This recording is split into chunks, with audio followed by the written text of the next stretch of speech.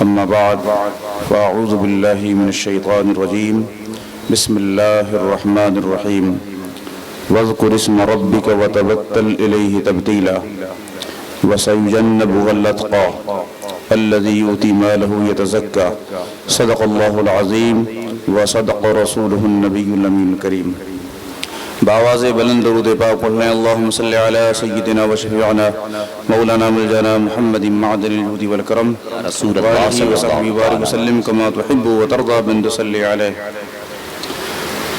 مجھے بہت ہی مختصر وقت ملا ہے گفتگو کے لیے. دل تو یہ چاہتا تھا کہ سیر حاصل گفتگو اس موضوع پر کی جائے. جو عنوان مجھے دیا گیا وہ عنوان ہے تعارف سلسلہ نقشبندیہ اور شان صدیق اکبر. یہ موضوع بسط کا اور وقت کا بھی تقاضا کرتا ہے اور یہاں دونوں چیزیں مفقود ہیں. نعت خوانی میں جتنا وقت چلا جاتا ہے اس میں ایک تقریر کی جا سکتی ہے، لیکن نعت خواں حضرات کم اشعار پہ اکتفا نہیں کرتے، وہ مکمل ہی پڑھنا ضروری سمجھتے ہیں. آج کی یہ مجلس بہت ہی اہم غیر معمولی مجلس ہے، جس میں ہندوستان کی سرزمین سے تعلق رکھنے والی علمی اور روحانی شخصیات جلوہ گر ہیں. معزز مشائخ و علماء کرام، طلباء جامعہ اشرفیہ مبارک پور، عوام اہل سنت، ہمارا بڑے خوش نصیب ہیں کہ اس وقت عالم اسلام کی عظیم روحانی شخصیت جانشین حضور شیخ المشائخ، جانشین شاب الخیرات اور امام ربانی مجدد الفسانی شیخ احمد فاروقی سرہندی رحمۃ اللہ علیہ کے مشرب کے سچے نقیب اور ترجمان اور اس سلسلے کی اشاعت کرنے والی عظیم المرتبہ شخصیت سیدی و مرشدی حضور شیخ العالم پیر احمد رضا خان نقشبندی مجددی، صاحب سجادہ آستانہ عالیہ نقشبندیہ مجددیہ خیریہ کمال پور شریف کی زیارت آپ حضرات کر رہے ہیں. حضرت کا یہاں آنا یہ ہم سب کے لیے باعث مسرت ہے اور یہ ان کی ذرہ نوازی ہے کہ آپ نے شرکت فرمائی. دوسری جانب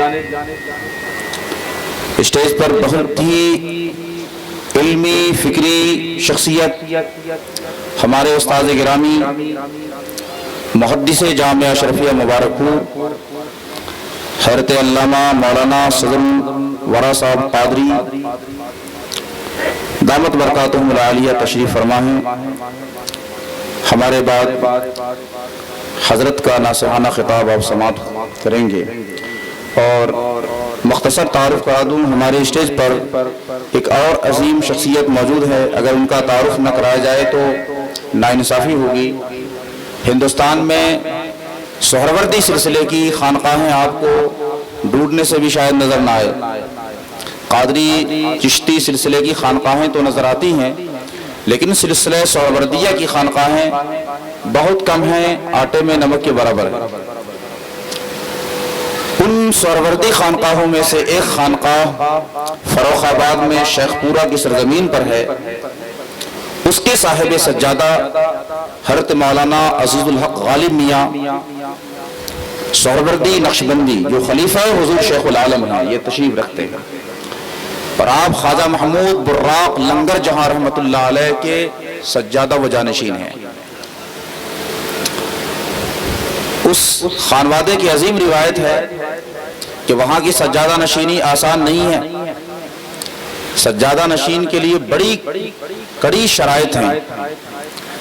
جب وہاں عرس کا آغاز ہوتا ہے اور صاحب سجادہ کو جب لایا جاتا ہے تیار کرا کر، تو کفن والے کپڑے میں ان کو لپیٹا جاتا ہے، پھر ربائی پڑھی جاتی ہے۔ اس ربائی پڑھنے کے بعد پھر وہ بے ہوش ہو جاتے ہیں، ہوش نہیں رہتا ہے، اگر سوئی بھی چبوئی جائے تو ان کو احساس نہیں ہوتا۔ پھر اس کے بعد تیز رفتاری کے ساتھ ان کو پالکی میں رکھ کے دوڑتے پھر خانقاہ میں لے کر آتے ہیں حجرہ سجادگی سے، پھر وہاں ربائی پڑھی جاتی ہے، تب جا کے ان کو ہوش آتا ہے۔ اس خانقاہ کے سجادہ نشین ہیں اور ہر سال ان کو اس کیفیت سے گزرنا پڑتا ہے۔ اس بار میں نے خود وہاں جا کر دیکھا تو بڑے علماء ہیں، مشائخ ہیں، خلفائے حضور شیخ العالم ہیں، یہاں موجود ہیں۔ آپ حضرت کی زیارت کریں۔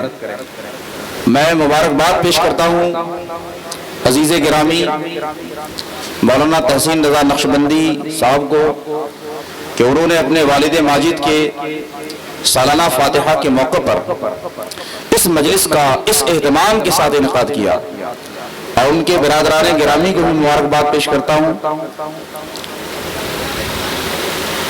کیونکہ اتنا بڑا اہتمام یہ کوئی آسان نہیں ہے، لیکن نسبت کا فیض ہے۔ حضور شیخ العالم سے ان کو نسبت کیا حاصل ہوئی کہ سارے مرحلے آسان ہو گئے۔ حضرت مولانا فاروق عزیزی مصباحی حضور حافظ ملت کے چہیتے شاگردوں میں سے تھے، اور حافظ ملت کے ساتھ سفر میں، حضر میں، مناظرے میں لاٹھی لے کے کھڑے رہتے تھے، ان مجاہدین میں سے وہ تھے۔ بڑے بڑے دیوبندی وہابی مناظرین کو انہوں نے شکست فاش دی۔ طاہر غیابی جیسا مناظر ان کے نام سے بھاگتا تھا۔ طاہر مدنی کے والد کو انہوں نے چکا چھوڑایا، مسجد نبوی میں بیٹھ کر وہابیوں سے مناظرہ کیا۔ آپ خیر الاسقیاء مصباحی صاحب قبلہ کے ساتھیوں میں سے تھے، حضور حافظ ملت کے مرید تھے، اور ان کے ایسے جانثار کہ ان کے نام پر اپنی جان کی قربانی دینے کے لیے تیار رہتے تھے، اور آج ان کا پورا گھرانہ الجامعۃ الاشرفیہ کے لیے اور حضور حافظ ملت کے نام پر قربان ہونے کے لیے تیار رہتا ہے۔ سبحان اللہ، سبحان اللہ، الحمدللہ۔ آج جس عظیم المرتبہ شخصیت کی آپ زیارت کر رہے ہیں، ان کا میں تعارف کراؤں تو پورا وقت ختم ہو جائے گا۔ بس ایک واقعہ بیان کرنا چاہتا ہوں ان کی عظمت شان کو سمجھنے کے لیے کہ اس وقت ہندوستان میں سلسلہ نقشبندیہ کی جتنی خانقاہیں موجود ہیں، ان تمام خانقاہوں میں جو کام ہو رہا ہے نقشبندی سلسلے کا، سب سے زیادہ بڑے پیمانے پر اگر سلسلے کی اشاعت کسی خانقاہ سے ہو رہی ہے تو حضور شیخ العالم کی خانقاہ ہے، خانقاہ مجددیہ۔ اور یہ نسبت مجددی ان کو ایسا نہیں کہ بس یہی سے حاصل ہوا، نسلم بعد نسل منتقل ہوتے ہوئے آ رہی ہے۔ اور یہ آپ کے جد اعلیٰ محبت خان امام ربانی مجلف ثانی کے مرید تھے، اور پھر اس کے بعد یہ نسبت آج تک ان کے خاندان میں چلی آ رہی ہے۔ ان کی عظمت کے لیے ایک واقعہ کافی ہے۔ حضرت کی عمر ابھی زیادہ نہیں تھی، بہت 45 سال پہلے کا واقعہ ہے، جب سرکار مفتی اعظم ہند علیہ رحمت و رضوان باحیات تھے، ان کی زندگی کا آخری دور چل رہا تھا۔ حضور مرشد کریم سرہند شریف تشریف لے جا رہے تھے، راستے میں بریلی شریف آپ کا رکنا ہوا، اعلیٰ حضرت کے مزار اقدس پہ فاتحہ پڑھی۔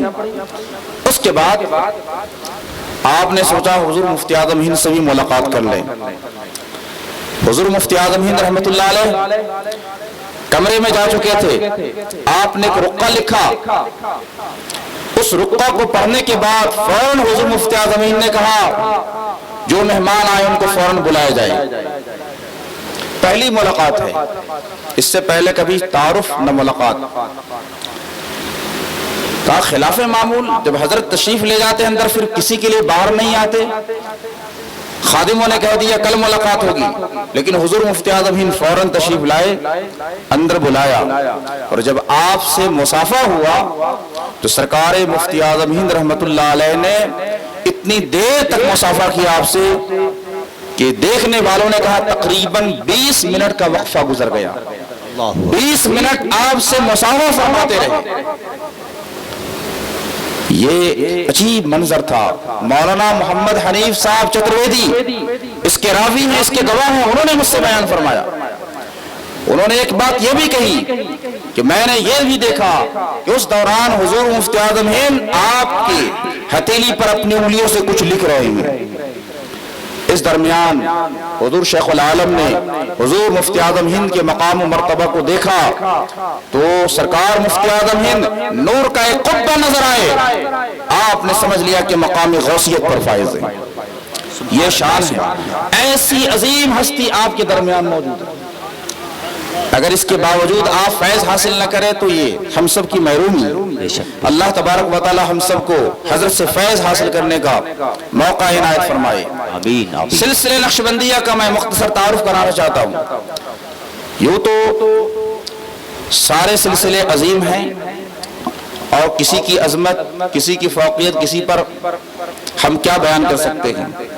یہ سارے سلسلے حضور اقدس صلی اللہ علیہ وسلم تک پہنچتے ہیں، قادریہ ہو، چشتیہ ہو، نقشبندیہ ہو، سروردیہ ہو، لیکن ہر سلسلے کی کچھ خصوصیات ہوتی ہیں، ہر سلسلے کے اندر کچھ ایسی چیزیں ہوتی ہیں جو دوسروں میں نہیں ہوتی، جو دوسروں سے اسے ممتاز کرتی ہیں۔ سلسلے نقشبندیہ کی سب سے بڑی خصوصیت یہ ہے کہ یہ نسبت سیدنا صدیق اکبر رضی اللہ تعالیٰ عنہ کے واسطے سے حضور صلی اللہ علیہ وسلم تک پہنچتی ہے، یعنی نسبت صدیقی اس کے اندر شامل ہے، اور صدیق اکبر کی جو نسبت ہے تمام نسبتوں میں سب سے قوی تر نسبت ہے۔ باقی تین سلسلے مولا کائنات سے جاری ہوتے ہیں، قادریہ، چشتیہ، سہروردیہ، لیکن سلسلہ نقشبندیہ کی خصوصیت یہ ہے کہ سیدنا صدیق اکبر رضی اللہ تعالیٰ عنہ کے سینے سے گزرتا ہوا یہ سرکار تک فیض حاصل کرتا ہے۔ اس لیے اس کو سلسلہ صدیقیہ بھی کہا گیا شروع میں، پھر بعد میں چل کے وہ نسبت اور آگے بڑھی، اور اس میں ایک اور بزرگ آئے جن کا نام حضرت سلطان العارفین بایزید بسطامی ہے۔ سبحان اللہ، بسطام اور بسطام دونوں پڑھا جا سکتا ہے۔ حضرت بایزید بسطامی رحمت اللہ علیہ جنہوں نے اس پر کام کیا اور سلسلے کو آگے بڑھایا، ان کا ایک لقب تیفور تھا، تو اس وقت اس سلسلے کو تیفوریہ سے بھی جانا گیا۔ پھر یہ سلسلہ اور آگے بڑھا یہاں تک کہ خواجہ عبد الخالق گجدوانی رحمت اللہ علیہ کا زمانہ آ گیا۔ خواجہ عبد الخالق گجدوانی یہ خواجہ ابو یوسف الحمزانی رحمت اللہ علیہ کے مرید اور خلیفہ تھے، بڑے عالی مرتبت تھے، بخارا کی سرزمین پر آپ رہتے تھے، گجدوان شہر میں۔ خواجہ عبد الخالق گجدوانی سے لے کر خواجہ بہاء الدین نقشبند بخاری رحمت اللہ علیہ تک یہ سلسلہ خواجگانیہ کے نام سے جانا گیا۔ جب خواجہ بہاء الدین نقشبند بخاری رحمت اللہ علیہ بخارا کی سرزمین پر پیدا ہوئے اور آپ کا آفتاب ولایت طلوع ہوا۔ بخارا کوئی معمولی سرزمین نہیں ہے، علم کی سرزمین ہے، حدیث کی سرزمین ہے، فقہ کی سرزمین ہے، جہاں صاحب ہدایہ آرام فرما رہے ہیں۔ مرغیان کے اندر وادی فرغانہ میں جہاں امام بخاری آرام فرما رہے ہیں، جس علاقے میں امام ترمذی آرام فرما رہے ہیں، جہاں قاضی بیضاوی آرام فرما رہے ہیں، یہ وہ علم کا علاقہ ہے، حدیث فقہ و تفسیر کا علاقہ ہے۔ بڑے بڑے ائمہ حدیث تفسیر فقہ و آرام فرما رہے ہیں، اسی سرزمین پر خواجہ بہاء الدین نقشبند بخاری رحمت اللہ علیہ پیدا ہوتے ہیں۔ آپ کے ذریعے سے یہ نسبت درجہ کمال کو پہنچی، اور پچھلے زمانوں میں جو مقامات کھلے نہیں تھے وہ مقامات آپ پر کھلے۔ خواجہ بہاء الدین نقشبند بخاری رحمت اللہ علیہ فرماتے ہیں در طریق ما محرومی نیست، ہمارے طریقے میں محرومی نہیں ہے، جو آ گیا اس سے مل کر رہے گا، بس سالک کی سستی کے علاوہ اور کوئی چیز ترقی کی راہ میں رکاوٹ نہیں۔ سالک اگر سستی نہ کرے تو اسے مل کر رہے گا۔ یہ خواجہ بہاء الدین نقشبند بخاری رحمۃ اللہ علیہ فرماتے ہیں.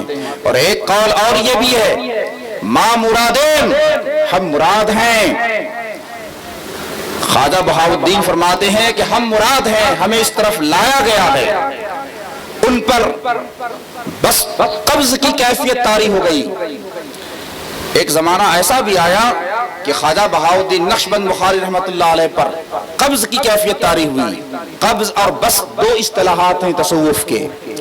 بسط کے اندر انسان کو شادمانی اور خوشی حاصل ہوتی ہے، قبض کے اندر انقباض ہوتا ہے اور لگتا ہے کہ اب ہمارے راستے بند ہو گئے اور اسرار جو نظر آتے تھے وہ آنا بند ہو جاتے ہیں.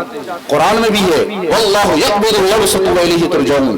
اللہ تعالیٰ سالک کی تربیت دو کیفیتوں کے ساتھ فرماتا ہے، کبھی اس پر بسط کی کیفیت طاری کرتا ہے اور کبھی قبض کی کیفیت طاری فرماتا ہے، اور دونوں طریقے سے سالک کی تربیت فرماتا ہے. والیہ ترجعون، اسی کی طرف لوٹائے جاتے ہیں. تو آپ پر قبض کی کیفیت طاری ہوئی، 6 مہینے تک پریشان ہو گئے اور یہ خیال کر لیا کہ اب اپنے بچوں کی خدمت کرتے ہیں، جا کے کچھ کماتے ہیں. آپ گزر رہے تھے، مسجد پر ایک عبارت نظر آئی، تو کہاں جا رہا ہے؟ ہماری طرف آ. تو کہاں جا رہا ہے؟ جیسے ہی آپ نے یہ عبارت پڑھی وہ کیفیت کھل گئی، بسط پیدا ہو گیا. پھر اس کے بعد آپ کو اس طریقے کی طرف لایا گیا جس کو طریقہ نقشبندیہ کہا جاتا ہے. مرادین کا مطلب کیا ہے؟ ایک ہوتا ہے مرید اور ایک ہوتا ہے مراد. مرید وہ ہوتا ہے جو خود طالب ہوتا ہے، مراد وہ ہوتا ہے جس کو طلب کیا جاتا ہے، جس کو چاہا جاتا ہے. مرید ہونا اور مراد ہونا دونوں میں بڑا فرق ہے. اس کو ایک مثال سے سمجھیے. قرآن کریم میں آیا ہے سبحان الذی اسری بعبدہ لیلا من المسجد الحرام الی المسجد الاقصی. پاک ہے وہ ذات جو لے گئی مسجد حرام سے مسجد اقصی تک اپنے بندے کو. وہاں لے جایا گیا، خود نہیں گئے، لے جایا گیا، اللہ لے گیا. تو حضور صلی اللہ علیہ وسلم یہاں مراد ہیں. اور وہاں موسیٰ علیہ السلام فرماتے ہیں فلما جاء موسیٰ لمیقاتنا وکلمہ ربہ قال رب ارنی انظر الیک. موسیٰ علیہ السلام وہاں تمنا کرتے ہیں رب ارنی انظر الیک، اے رب میں تیرا جلوہ دیکھنا چاہتا ہوں. یہاں مرید ہیں، وہاں مراد ہیں. موسیٰ علیہ السلام مرید ہیں. موسیٰ علیہ السلام فرماتے ہیں رب اشرح لی صدری ویسر لی امری، اور وہاں اللہ تعالیٰ فرماتا ہے الم نشرح لک صدرک ووضعنا عنک وزرک الذی انقض ظہرک. سبحان اللہ سبحان اللہ. تو مرید اور مراد زندہ باد زندہ باد سبحان اللہ زندہ باد زندہ باد ماشاء اللہ. خواجہ بہاء الدین نقشبند نے عرض کیا رب کی بارگاہ میں اے اللہ میں آسان راستہ چاہتا ہوں. اللہ تعالیٰ نے فرمایا اے بہاء الدین مانگ، کیا مانگتا ہے؟ انہوں نے فرمایا مجھے ایسا راستہ عطا فرما جو بہت جلد پہنچانے والا ہو، آسان راستہ ہو، اقرب الطرق ہو، اسہل ہو. مجھے وہ راستہ عطا فرما جس میں مجاہدے کم کرنے پڑے، ریاستیں زیادہ نہ کرنی پڑی. تو اللہ تعالیٰ نے ایک ایسا راستہ اور ایسی نسبت آپ پر ظاہر فرمائی جس کے ذریعے سے بندہ اللہ تعالیٰ تک بہت جلد پہنچ سکتا ہے. اس نسبت کو نسبت نقشبندیہ کہا جاتا ہے. آپ پر یہ نسبت نقشبندیہ ظاہر کی گئی. نسبت نقشبندیہ کیا ہے؟ کوئی عام نہیں ہے. بڑے بڑے علماء محدثین اس سلسلے میں داخل ہوئے ہیں اور اس سلسلے نے بڑا کام کیا ہے عالم اسلام کے اندر. آپ نے شرح جامی کتاب کا نام سنا ہے. شرح جامی کے مصنف علامہ عبد الرحمن جامی رحمۃ اللہ علیہ صاحب دفعات العلوم. وہ کون ہیں؟ خواجہ عبید اللہ حرار کے مرید ہیں، وہ بھی نقشبندی ہیں. آپ نے محمیر پڑھی ہے. محمیر کے مصنف کا نام میر سید شریف جرجانی ہے. میر سید شریف جرجانی کون ہے؟ وہ حضرت خواجہ بہاء الدین نقشبند بخاری کے مرید اور خلیفہ، وہ بھی پکے نقشبندی ہیں. علامہ ابن عابدین شامی جن کی کتاب رد المحتار پڑھے بغیر کوئی مفتی آج فتویٰ نہیں دیتا. علامہ ابن عابدین شامی کون ہیں؟ وہ بھی نقشبندی ہیں. حضرت شیخ خالد نقشبندی رحمت اللہ علیہ کے خلیفہ ہیں. ہندوستان میں بھی بڑے بڑے جلیل قدر اولیاء گزرے ہیں. شاہ ولی اللہ محدث دہلوی وہ بھی نقشبندی تھے. سراج الہند شاہ عبد العزیز محدث دہلوی بہت بڑے عالم تھے, وہ بھی نقشبندی تھے. تو ایک دور گزرا ہے ہندوستان میں. اللہ تعالیٰ سلسلوں سے کام لیتا ہے اور یہ سلسلے تفریق کا باعث نہیں ہے بلکہ اس سے امت مسلمہ زندہ ہوتی ہے. ہندوستان میں سلسلے نقشبندیہ سے اللہ تعالیٰ نے بہت بڑا کام لیا. تو میں مختصر تعارف کراتے ہوئے چلا رہا تھا. خواجہ بہاؤالدین نقشبند کے بعد کئی سو سال گزر گئے تو ایک اور عظیم شخصیت پیدا ہوئی ہندوستان کی سرزمین پر, جن کو امام ربانی مجدد الفسانی شیخ احمد فاروقی سرہندی کہا جاتا ہے. امام ربانی نے پھر اس سلسلے کی آبیاری فرمائی اور اس کو بلاد ہند و سندھ عرب و عجم کے اندر پھیلا دیا. امام ربانی کے ذریعے سے اس سلسلے کی اشاعت انٹرنیشنل پیمانے پر ہوئی. امام ربانی وہ شخصیت ہے جن کو اللہ تعالیٰ نے 1000 سال کا مجدد بنا کر بھیجا اور ہندوستان میں سب سے پہلے سلسلہ چشتیہ نے کام کیا, جس سلسلہ چشتیہ کے ذریعے سے اللہ تعالیٰ نے اشاعت اسلام کا کام لیا بہت بڑے پیمانے پر. لیکن 400 سال کے بعد ایک ایسا زمانہ گزرا کہ اسلام کی شمع بالکل مدم پڑنے لگی, اسلام پر براہ راست حملے ہونے لگے. اکبر کا زمانہ آیا, اکبر کے دین الہی کے فتنے سے پورا بر صغیر اس کے اندر اس کی لپیٹ میں آ گیا. اسلام بالکل غریب اور کمزور ہو چکا تھا ہندوستان میں, سارے شاعر مٹائے جا رہے تھے. اس دور میں اللہ تبارک و تعالیٰ نے امام ربانی کو 1000 سال کا مجدد بنا کے کھڑا کیا اور آپ نے اکبری دور کے فتنوں کا قلقمہ کیا, الحادی فتنوں کو ختم فرما دیا. اس کے بعد آپ نے جہانگیر جیسے بادشاہ کی تربیت فرمائی اور آپ کی تربیت کے نتیجے میں پھر سے ہندوستان میں اسلام کے قوانین نافذ کیے گئے, اسلامی احکام کا اجرا ہوا. وہ ذات ہندوستان میں آپ کی ذات تھی جس کے ذریعے سے ہندوستان میں اسلام کو تقویت ملی. یہی وجہ ہے کہ ڈاکٹر اقبال جیسا مفکر بہت کم وہ بزرگوں سے متاثر ہوا ہے, کم ہی بزرگوں سے وہ متاثر ہوا. اس میں ایک شخصیت امام ربانی کی ہے جن شخصیتوں سے وہ متاثر ہوا ہے.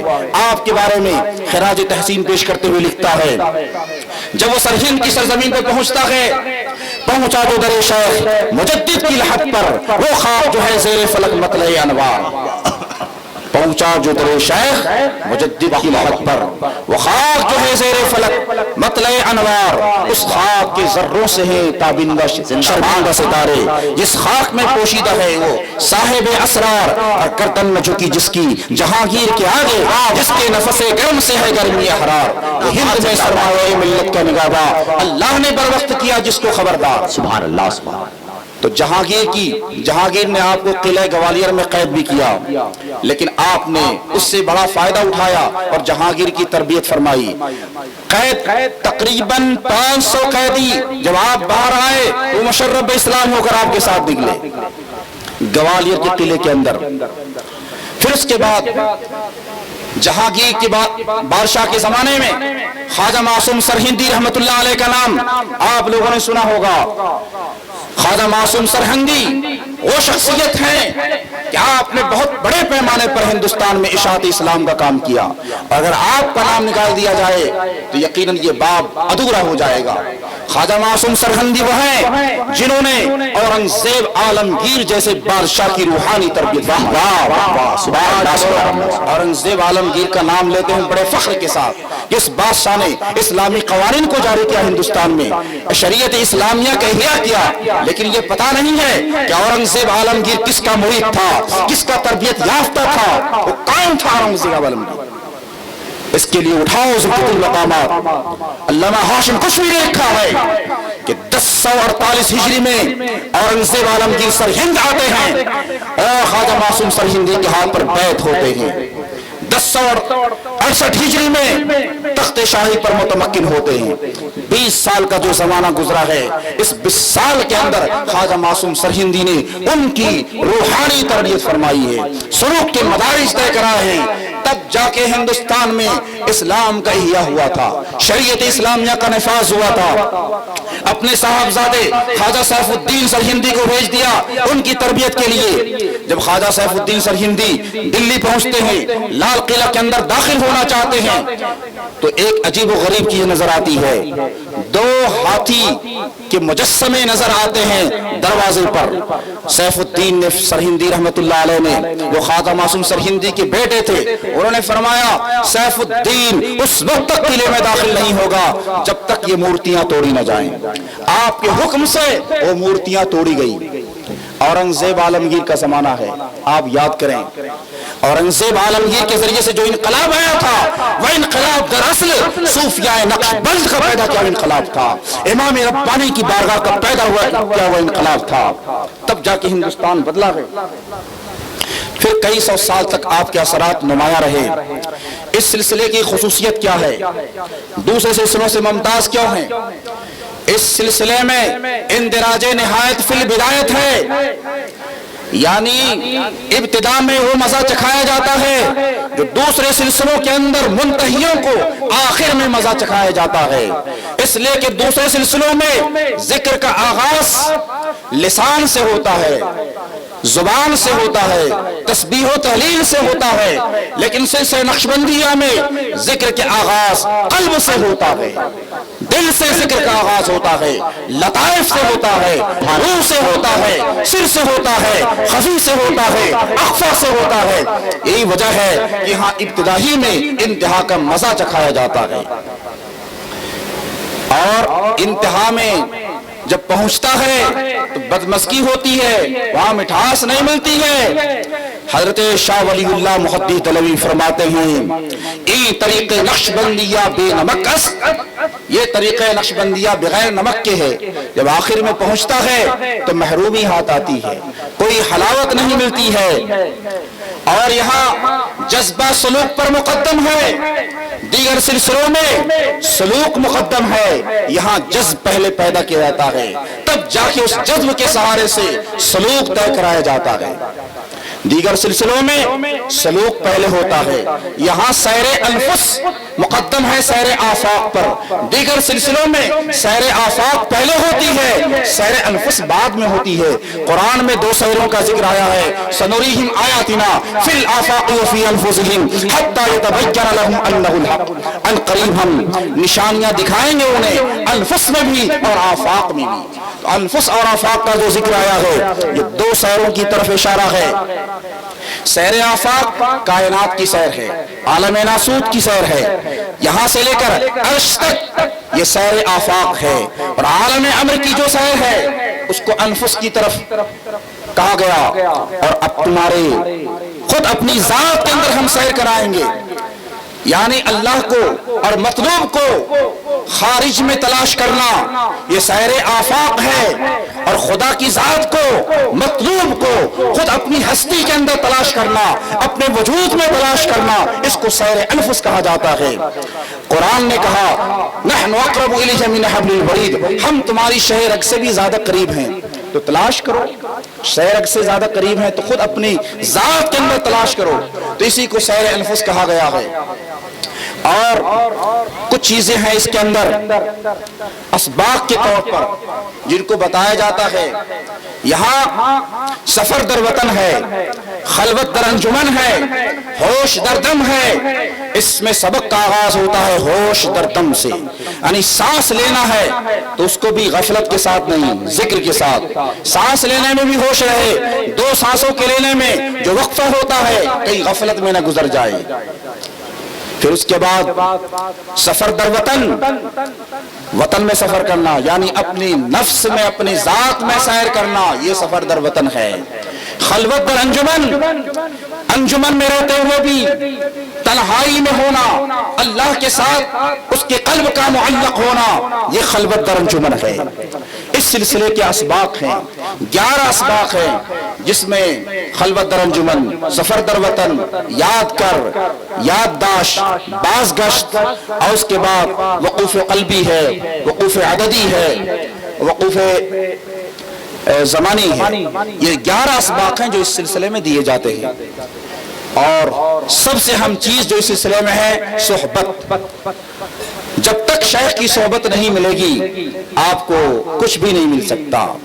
یہاں پیری اور مریدی پر موقوف نہیں ہے بلکہ تعلیم و تعلم پر موقوف ہے.